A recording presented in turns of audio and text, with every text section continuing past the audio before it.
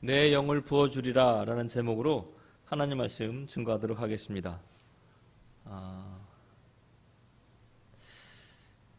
역사 좋아하세요? 역사? 저는 중학교 때 역사 선생님을 정말 잘 만나서 이범정 선생님이라는 분 만나가지고요, 역사를 정말 좋아하게 됐어요. 1392년에 위화도 회건을 하면서 태조 이성계가 조선을 건립합니다. 그렇죠? 그러면 1492년에는 어떤 일이 일어난지 아세요? 콜럼버스가 신대륙을 발견합니다. 재밌는데? 저만 하는 것 같아서? 그러면 1592년에는 어떤 일이 일어난지 아세요? 임진왜란이 일어납니다. 저 이거 외우고 있는 내용입니다. 네, 뭘 그딴 걸 다 외우고 있냐고 싶은데요. 근데 여러분, 역사를 이렇게 연도의 사건만 외운다고 해서 역사를 잘 아는 건 아닙니다. 처음에 역사는 그렇게 사건과 그 연도에 그 해에 어떤 사건이 일어났는지 이런 걸 외우는 게 역사인 줄 알았는데요. 그거 아니더라고요. E.H. 카라는 분이 역사란 무엇인가라는 책에서 이렇게 얘기합니다. 역사는 과거와 현재의 부단한 대화다. 끊임없는 대화다. 이렇게 얘기했습니다. 이 얘기는 뭐냐면 현재를 살고 있지만 과거를 부인할 수 없고 과거를 바탕으로 현재를 살아가고 내가 살아간 이 현재가 앞으로 미래가 되어간다는 이런 이야기입니다. 이런 걸 알아야 역사 좀 안다 뭐 이렇게 하는 거죠. 상황에 따라 오늘의 이 복잡한 상황과 또 여건에 따라 얼마든지 다양한 의미들이 부여되고 가능할 수 있다. 이런 거죠. 그러니까 여러분, 우리 젊은 친구들 나 때는 말이야 라고 할 때 에이 하고 고개 돌리지 마시고요. 절반은 귀를 여세요. 거기에서 아마 보석과도 같은 지혜가 나타날 수도 있어요. 제가 이종행 목사님과 함께 다니면 얼마나 많은 걸 배우는지 몰라요. 그 배운 걸 저와 같이 다니는 사람한테 알려주려고 지금 열심히 다니고 있습니다. 저 역사 별로 안 좋아해서 수학들 좋아하시나 보다. 수학 얘기 좀 해볼까요, 그럼? 수학 공식, 곱셈 공식 잘 외우세요? 저 정도쯤이야. 미안해. 채원아, 미안해. 우리 저 청소년들은, 쉽죠? 저거 많이 외우잖아요. A 플러스 B 가로의 제곱은 A 제곱 플러스 2AB 플러스 B 제곱 뭐 이런 거, 그죠? 요거를 뒤집어 놓으면 이게 이제 뭐가 되는 거죠? 곱셈 공식 뒤집어 놓으면? 수학 선생님 죄송해요. 네. 인수분해가 되는 거죠. 네, 이렇게. 이거를 너무 크게 고개를 끄덕이시면 좀 곤란하고요. 이것뿐만 아니라 뭐 근해 공식, 여러분 근해 공식 외우십니까? 벌써 나왔네. 진짜 정말. 저는 이 근해 공식 외우고 있어요. 네. B제곱 마이너스 4X 루트 안에 있는 게요. B제곱 마이너스 4X가 이게 중근이냐 실근이냐 허근이냐 이런 걸 나누는 기준도 되잖아요. 왜 포물선 해가지고 이렇게 직선이 겹치게 되느냐 접하냐 뭐. 그만할게요. 알았어요. 왜 제가 이런 얘기를 하냐면 공식을 많이 외우고 있으면 수학을 풀 때 유리하긴 해요. 공식을 많이 외우면 즉각 수학을 푸는 데서 유리하긴 합니다. 네, 분명해요. 그런데 공식을 외우는 게 수학을 다 아는 건 아니더라고요. 여러분이 많이 알고 있는 이 이론이 있죠? 평행 상대성 이론이라고 하나요? E는 equal MC2 이거 있잖아요. 이게 아인슈타인 근데 여러분 저거는 많이 보셨을지 모르지만 아인슈타인의 특수 상대성 이론을 설명할 수 있는 분은 많지 않잖아요. 이론이 우리에게 주는 뭔가가 있는 건 분명하지만 그 이론이 전부를 다 이야기할 수는 없다는 거예요. 제가 왜 무슨 얘기를 하려고 앞에 이런 얘기를 했냐면 기독교에 대한 얘기. 기독교도 그래요. 기독교도 몇 가지 공식이 있어요. 기독교도 예를 들면 공식이 있어요. 삼위일체론이라든지 이런 기타 등등 공식이 있단 말이에요. 근데 기독교의 공식은 수식이 아니라 교리로 되어 있어요. 그 중에 가장 중요한 구원의 공식이라는 게 있는데요. 이게 뭐냐면, 우리에게 나와요. 이신칭이라고요. 사실, 이 삼위일체 교리 중에 아시죠? 셋인데 하나고 하나인데 셋이라고요. 이게 같은 거냐? 이게 이제 동일 본질이냐? 호모우시아냐? 아니면 비슷한 본질이냐? 호모이우시아냐? 이런 얘기, 벌써 지금 정신이 없어지잖아요. 우리 목사님 저런 설교 잘 안 하셨는데 왜 이렇게 오늘따라 쩍쩍거리나 싶죠? 신학적으로 말하면. 이런 것들을 우리에게 다 이야기하고 이해하려면 상당히 복잡하단 말이에요. 그런데 이렇게 교리적인 것 아니라 할지라도 간단한 공식이 있어요. 기독교의 공식은요, 이신칭이에요. 말 그대로예요. 믿음으로 말미암아 의인이라고 여김받는 거예요. 이신칭. 저나 여러분은 의롭지 않아요. 그런데 믿음으로 말미암아 의롭게 여기죠. 왜 의로움이 중요하냐? 하나님에 속한 사람들의 삶의 지향성이고 우리가 그렇게 살아가야 되기 때문에 그래요. 그래서 이 이신칭의의 결과가 구원이 되는 거예요. 그래서 여러분, 우리 하나님께서 우리를 이 일을 이루게 하시려고 성령을 보내신 거예요. 이게 하나님의 마음입니다. 아까 광고 때도 제가 잠깐 얘기했지만 저는 여러분들에게 뭘 자꾸 드리면 참 좋아요. 진짜예요. 오늘같이 이렇게 뭐라도 이렇게 하나씩 드리고 보낼 수 있으면 참 좋아요. 식사도 못하게 드리는데. 이게 제 마음이거든요. 그런 것처럼 우리 하나님도 우리 모두에게 주고 싶은 게 있어요. 그게 뭔지 아세요? 오늘 제목 보세요. 제목. 내 영을 좀 부어주고 싶은 거예요. 사도행전 2장 17절 보시면 하나님이 말씀하시기를 말세에 내가 내 영을 모든 육체에 부어주리니 이렇게 말씀하십니다. 요즘이 말세 때라고 이야기할 때 모두가 다 고개를 수긍합니다. 끄덕여요. 맞아, 말세지. 그럼 그 말세 때에 뭘 하길 원하시는지를 알자고요. 하나님께서 우리 모든 육체에게 뭘 부어주길 원하신다고요? 영이요, 영. 하나님의 영, 성령이요. 그래서 뭘 하길 원하냐면 자녀들이 예언하길 원하세요. 예언은 여러분 저쪽 동네 혹은 유명하던 앞으로 일어날 일들을 쪽집게처럼 마치는 그게 예언이 아니에요. 저도 예언 하나 할까요? 에? 겨울 되면 반드시 온도가 떨어집니다. 예. 이런 예언을 하는 게 아니에요. 성경이 말하는 예언은 하나님의 말씀을 이야기하게 한다는 거예요. 젊은 사람들이 세상에 지금도요, 무척 재밌는 거 많고 신기한 거 많고 즐거운 거 많아서 교회 오기도 좀 벅차다고 하고 토요일 날은 금요일 날부터 불금을 다니고 토요일 날 달려서 주일 날 막 정신없는 이때 이런 상황을 살아가는 이 세상 속에서 하나님의 영이 부어지면 그 젊은이들이 뭘 얘기한다고요? 하나님의 말씀을 이야기하게 된다는 거예요. 뿐만 아니라 자녀들이 예언을 하고요, 젊은이가 환상을 본다는 거예요. 이 환상은 그냥 깜짝 놀라고 신비한 일만 이야기하는 게 아니라 하나님의 일을 꿈꾼다는 거예요. 비록 이런 거죠. 작은 도토리지만 큰 아름드리 참나무를 기대하는 이 믿음이 생긴다는 이야기인 거죠. 내가 지금 하고 있는 이 일이 비록 힘들고 어렵지만 하나님 나라의 확장과 영혼 구원하는 일에 참으로 귀하다 싶으면 몸을 던지는 거죠. 지난번에 제가 임상 조건 되는지 이렇게 검사를 2박 3일 입원해서 검사를 했었거든요. 거기서 간호사 하나 만났어요. 예비 간호사라고. 지금 간호대학 3학년인데 실습 나왔다고. 근데 그 간호사에 이렇게 보다가 제가 이제 책을 보고 있고 성경책이 있고 이러니까 살포시 들어오더니 말을 전하더라고요. 이래저래 얘기하다가 이렇게 뭐 하시는 분이냐고 해서 목사라고 그랬더니 역시라고 하면서 이제 자기도 선교사 지망생이래요. 영문학을 전공했는데 그 선교사로 지망하려다 보니까 영문학보다도 실질적인 게 뭔가 필요할 것 같아서 다시 간호대학으로 편입을 해서 공부를 하고 지금 3학년이고 마치면 스리랑카 쪽으로 저기 자기 남자친구 부모님이 선교사였는데 그쪽에 계셔서 아마 확실하진 않지만 선교를 준비하고 있다고 그런 얘기를 하더라고요. 그래서 제가 그래봤어요. 목사인데 목사 아닌 것 같은 질문을 했어요. 아니 남들은 의대나 간호대 나오면 고생 빨리 끝내고 돈 좀 벌고 편하게 살려고 하는데 괜찮아요? 자매는? 그랬더니 그 친구 이름이 한나거든요. 괜찮대요. 자기는 하나님의 복음을 전하는 일을 하고 싶어서 준비하고 있다는 거예요. 자녀들이 예언을 하고 청년이 환상을 본다는 얘기는 말도 안 되는 허무맹랑한 혹은 판타스틱한 걸 본다는 걸 얘기하는 것이 아니라 하나님의 나라를 꿈꾸게 된다는 거죠. 이런 일이 이루어지기 위해서 하나님은 우리에게 주의 영을 부어주길 원하시는 거예요. 그리고 늙은이들이 꿈을 꾼다고요. 그냥 이렇게 멍멍이 꿈 그런 거 말고요. 하나님의 마음을 품는 거라는 거예요. 요사이 몇 주간 성령에 대한 이야기를 계속하고 있습니다. 그래서 이런 말씀도 들렸습니다. 기억하실 겁니다. 스크랜턴 대부인과 윌리엄 스크랜턴이 하나님 나라를 봤기 때문에 하나님의 꿈을 꾸었기 때문에 134년 전에 이곳에 올 수 있었다는 거예요. 다음 주 6월 21일은 무슨 날인지 아십니까? 숙제 날입니다. 자녀들이 스크랜턴 대부인이 오신 날은 5월 달에 오셨거든요. 그 자녀들이 다 같이 일본에 있던 자녀들이 다시 조선에 밟은 그런 날입니다. 여러분 에베소 5장 18절에 보면 오직 성령으로 충만함을 받으라 이런 말씀이 있습니다. 이 받으라는 이야기는요 계속의 의미가 있습니다.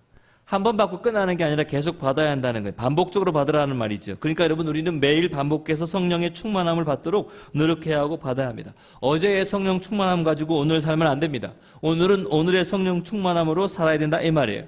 어제 밥 먹었다고 안 먹어요? 아니잖아요. 어제 밥 먹었다고 오늘 안 먹지 않지 않습니까? 마찬가지예요.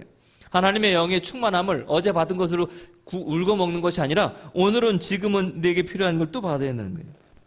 그래서 에베소서 5장 18절의 말씀을 근거로 이야기하면 성령 충만함은 한 번으로 일회적으로 끝나는 일이 아니다 이 말이에요. 따놓은 당상으로 끝나는 게 아니고 매 순간 이어져야 된다는 거예요. 그러나 오해는 하지 마십시오. 성령 충만함을 받는다는 건 감정적인 것이 아니에요. 어떤 청년이 제게 한 이야기를 기억합니다. 자기는 성령 받기는 틀렸대요. 왜 그러냐 그랬더니 자기는 목도 성대도 약하고 목도 약하고 몸도 약해서 주야 부르고 두 번째 주여 이러면 그다음부터는 주여를 못 불러서 성령 받기는 걸렸다는 거예요. 왜 이런 얘기가 나왔냐면 보통 예전에 우리 하나님 앞에 성령을 구하도록 간절히 기도합시다. 주여 삼창하고 여러분 기도합시다. 주야 주야 하면 이미 힘이 다 빠져가지고 기도 못 하겠다는 거예요. 이런 성령 충만을 얘기하는 게 아니에요. 하나님의 나라를 꿈꾸게 되고 하나님의 꿈을 기억하게 되고 하나님의 말씀을 기억하게 되고 이런 성령 충만을 얘기하는 겁니다. 성령 충만하다는 것은 성령께 지배받는 삶임을 기억하십시오. 누군가의 무엇인가에 지배받는다는 건 무서워서 지배받을 수 있습니다.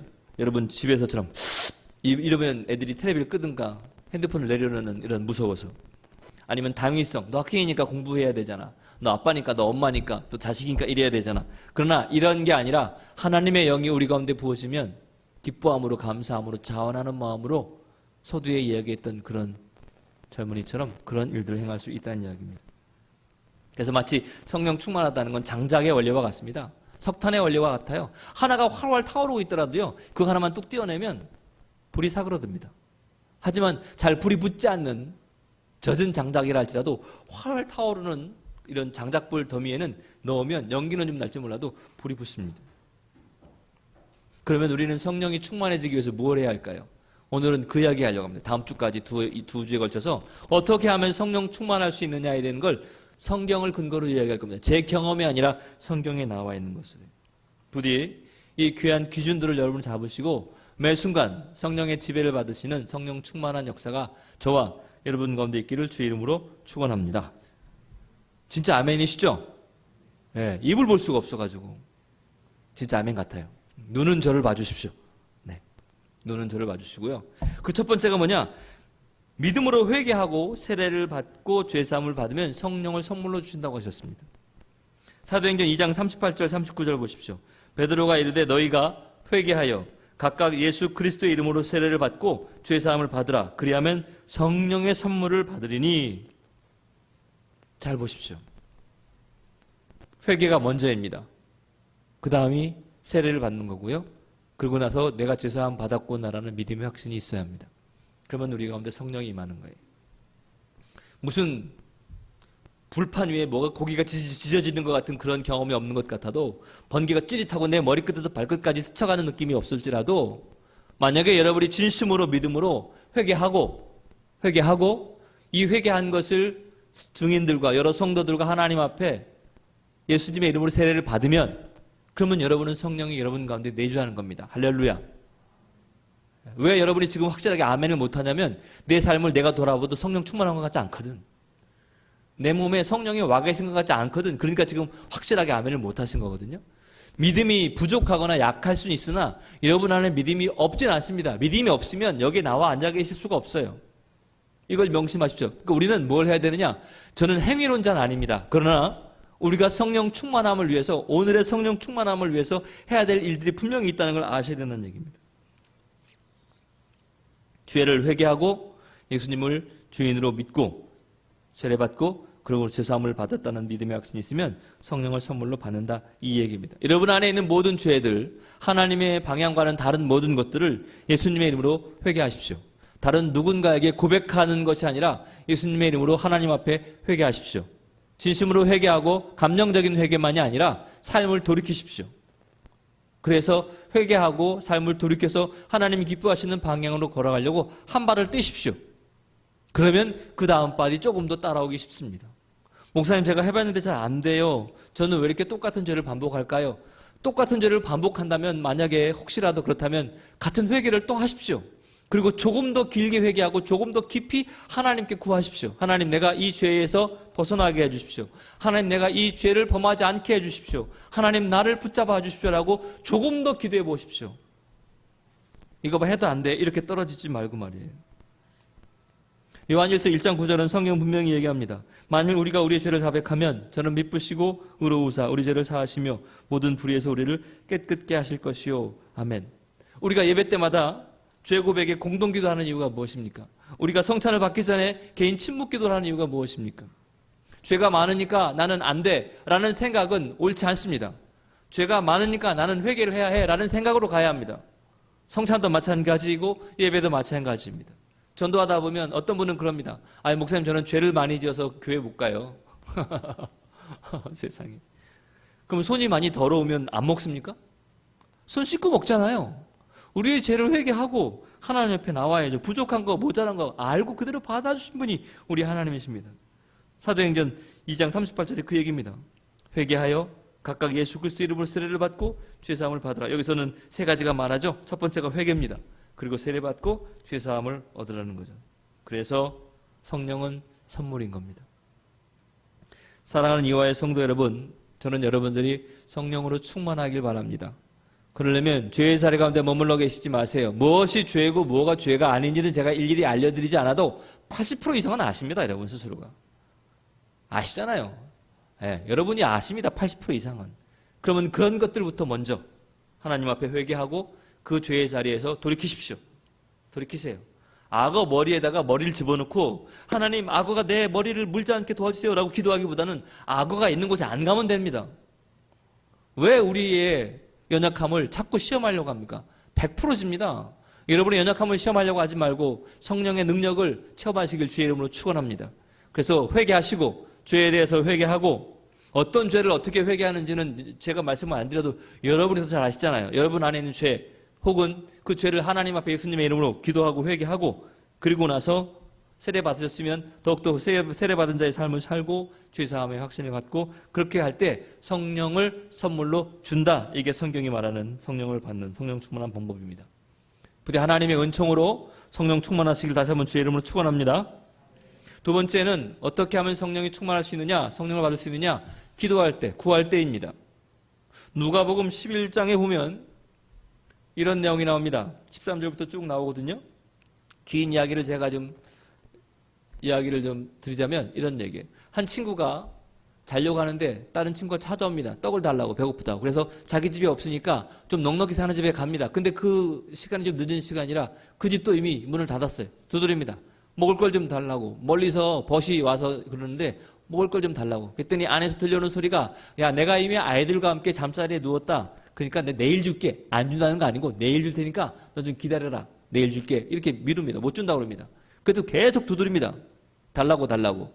그때 예수님이 비유로 이렇게 말씀하십니다. 벗됨을 인하여도 내가 주지 않는데 간청함으로 말미암아 내가 준다. 그 다음에 중요한 것 우리가 많이 알고 있는 거예요. 내가 너희에게 이르노니 구하라. 그리하면 구할 것이고 찾으라. 그리하면 찾을 것이고 문을 두드리라. 그리하면 열릴 것이다. 구하는 자마다 얻게 될 거고 찾는 자마다 찾게 될 거고 문을 두드릴 마다 열릴 것이니 악한 자라도 자식에게 좋은 걸 줄 줄 알거든 하물며 하늘에 계신 아버지께서 구하는 자에게 성령을 주시지 않겠느냐. 할렐루야. 구하세요. 아까 만약에 죄의 발목에 붙잡혀 있는 분들이라면 난 안 돼 이러지 말고 기도하세요. 구하세요. 간절히 구하세요. 구하고 찾고 두드려라. 그 다음에 나온 이야기입니다. 이게. 그러니까 여러분 우리가 기도한다는 건 대단히 중요한 부분입니다. 이 말씀이 그냥 가만히 있어라 하나님이 다 아시니까 채워주신다 이 개념으로 얘기하는 게 아니라 어떻게든 구하라 이 말입니다. 하나님의 자녀다운 삶을 살려면 성령이 충만해야 하고 이 성령의 충만함을 지켜나가거나 가슴에 담으려면 구해야 된다는 겁니다. 여러분 질문하겠습니다. 얼마나 기도하고 계십니까? 여러분 질문하겠습니다. 얼마나 기도하고 계신가요? 고상하게 기도하시나요? 간절히 기도하시나요? 얼마나 기도하십니까? 여러분 자녀를 위해서 혹은 여러분 자신을 위해서 혹은 우리 이화를 위해서 혹은 우리 교회를 위해서 아니면 사랑하는 지체들을 위해서 병마와 질고 가운데 씨름하는 이들을 위해서, 아니면 담임 목사를 위해서, 얼마나 기도하십니까? 기도하셔야 됩니다. 간구하셔야 됩니다. 가장 먼저는 여러분의 성령 충만을 놓고 간절히 기도하셔야 됩니다. 예수님께서 변화사 사건 아시지요? 예수님이 제자들과 함께 올라갑니다. 그래서 산에서 놀라운 일이 벌어지잖아요. 환상을 보고. 그러니까 제자들이 말합니다. 초막셋을 짓겠다고. 엘리야를 위해서, 모세를 위해서, 예수님을 위해서. 그러니까 예수님이 그러지 말아라. 내려가자. 산 밑으로 내려오는데 산 밑에는 어떤 일이 벌어지냐면 제자들이 귀신 들린 그 아이를 자유케 못합니다.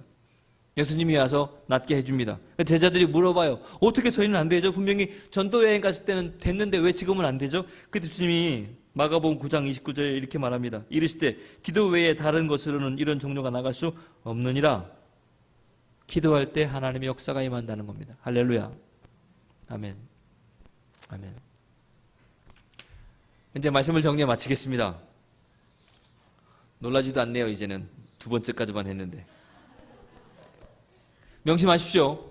하나님의 영이 우리 가운데 충만하려면 그냥 가만히 있어도 되는 특별한 경우도 있습니다. 근데 이 특별한 경우를 일반화할 수는 없잖아요.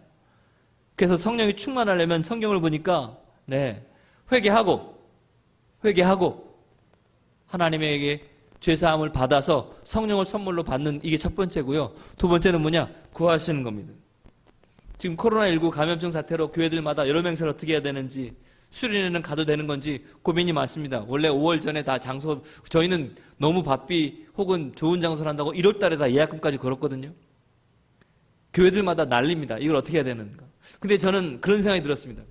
대안들을 많이 내놓습니다. 뭐 온라인으로 한다, 뭐 철저하게 코로나 검사를 최초를 다해서 하고 한다, 뭐 온갖 대책들을 많이 내어놓습니다. 근데 가장 중요한 건 어떻게 하느냐보다 어떻게 준비를 하냐가 중요한 것 같습니다. 쉽게 말하면 이런 겁니다. 신앙은요, 여러분, 신앙은 반응하는 것이지 이끌어가는 게 아닙니다. 하나님, 제가 갈 테니까 아셨죠? 저기 치워주시고 이거 마무리하는 여기 다리 놔주세요. 오케이, 역시 하나님, 저는 하나님을 믿습니다. 사랑합니다. 할렐루야. 이게 아니라 다리가 없으면 물에 빠져서도 가고, 이쪽이 안 치워졌으면 내가라도 좀 치우고, 벌어지는 사건들 가운데 내가 믿음으로 반응하는 게 이게 신앙이란 말입니다. 그러면 우리 이 코로나19 감염증 사태가 만연한 이때에 어거지로 그냥 뚝심이면 된다, 믿는다, 이런 오만함이나 혹은 경솔함으로 밀어붙일 거냐? 아니다. 경솔하게 하지 말고 찬찬하게 다 하자. 이런 준비가 중요한 게 아니라 지금부터 수련회를 하게 되든지 안 하게 되든지 기도로 준비해야 된다는, 이 부분에 제가 가슴이 맞았습니다. 그러면 굳이 여름 행사 일이 아니라 우리도 마찬가지예요. 앞으로 다가올 일들, 여러분, 앞으로 다가올 일들 놓고 어떻게 준비하고 계십니까? 성령 충만함으로 어떤 일이 벌어지든 하나님 이끌어 주십시오, 도와주십시오, 이런 충만한 기도로 지내고 있다면 어떤 일이 다가오더라도 그 일들에 대해서 하나님은 분명히 나아갈 길을 혹은 열어주시거나 아니면 피할 길도 열어주시거나 해결하기는 힘도 주실 줄로 믿습니다. 여러분의 가정도 그렇고 우리 교회도 그렇고 우리 이화도 그렇고 마찬가지입니다. 우리가 여러분 바다에 바람을 일으킬 수는 없습니다. 그러나 바람이 일어났을 때에 이 배를 잘 가게 하도록 닷도 좀 손보고 돛도 손보고 이래야 됩니다. 우리가 성령의 바람을 일으킬 수는 없습니다. 하지만 성령의 바람이 일어나려고 할 그때에 잘 쓰임받고 일을 감당할 수 있도록 내가 성령 충만함을 유지하고 있어야 합니다. 할렐루야. 아멘. 우리가 할 수 없는 것들을 하려고 하지 말고 우리가 할 수 있는 것들을 하면서 하나님의 역사를 준비하자, 이 말입니다. 이번 한 주간 여러분 하나님 앞에 구하십시오. 기도하십시오. 여러분뿐만 아니라 여러분의 가정뿐만 아니라 하는 일뿐만 아니라 앞으로 다가올 일들뿐만 아니라 교회와 또 약간 지체들을 위해서 성령 충만을 놓고 기도하십시오. 기도해서 하나님이 주실 일들을 기대하십시오. 아멘입니까? 그러면 내가 내 영을 너희에게 부어주길 원한다, 이 마음을 갖고 계신 하나님께서 여러분 안에 말씀과 기도로 더욱더 하나님께 나아가려는 자들에게 성령 충만함을 허락하실 줄로 믿습니다. 말씀을 마치기 전에 배너를 잠깐 보십시오. 분명히 제 생각과 다를 수는 있으나 제가 유축한데 검은색과 회색과 흰색 비슷한 사람들이 있습니다. 여러분 어디쯤 와 계십니까? 아직도 여전히 죄 가운데 빠져서 있는 시커먼 사람들입니까? 시큼시큼. 아니면 한 번은 괜찮았다 한 번은 안 괜찮았다가 왔다리 갔다리 양쪽 다리 잡고 있는 회색 그레이, 회색이 계십니까? 아니면 회색보다 훨씬 더 성령과 가까이 있는 저런 성령의 사람들이십니까? 오늘 아침 일찍 와서 저걸 한참 이렇게 쳐다보면서 우리 목사님은 내 설교를 다 알고 계신 걸까? 내 컴퓨터를 보시나? 아멘. 네, 성령이 알게 하시는 이번 한 주도 말씀과 기도로 성령을 구하셔서 여러분 앞에 닥쳐올 일로 두려워하지 마시고 하나님과 함께 하시면 어떤 일도 능히 헤쳐나갈 수 있습니다. 힘주시고 내주시고 능력 주시고 피할 길도 이길 길도 역사할 줄 믿습니다. 할렐루야 아멘하고 성령 충만한 자의 삶을 살아가시기를 주의 이름으로 축원합니다. 아멘. 기도합시다. 이 시간 우리 기도하겠습니다. 하나님께서 주의 영을 부어주시기를 원하십니다. 나에게 주의 영을 부어주시옵소서. 나의 수없이 많은 죄악들을 회개하오니 예수님 보혈의 피로 정결하게 해주십시고 혹시라도 또다시 똑같은 죄에 떨어질지라도 다시 회개하고 좀 더 깊이 회개하고 좀 더 많이 회개하고 하나님 앞에 나아가 죄사함 받고 주의 백성 되었사오니 성령 충만하게 살아가게 하시옵소서. 기도하십시다. 여러분 기도하시고 교회를 위해서 기도해 주시고 연약한 지체들 위해서 기도해 주시고 오늘은 특별히 우리 이와 공동체 가운데 하나님의 은총을 부어달라고 기도할까요? 다 같이 기도하겠습니다.